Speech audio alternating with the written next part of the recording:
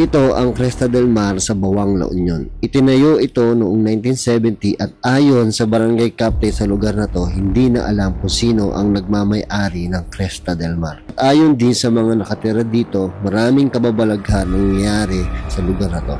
Ngayon ay papasukin ko mag-isa ang lugar na to. Tadaan!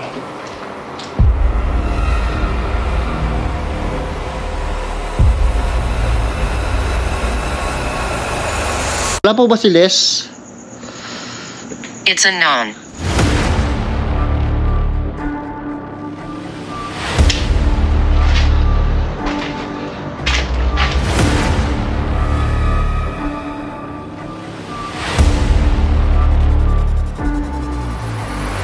Ito po ba yung Les?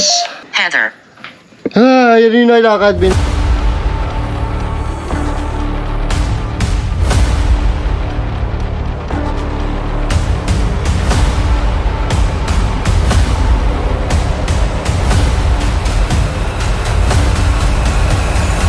Teresa, bababa na po ako. Moron. Ay, kago. Sorry po. Minura na ako.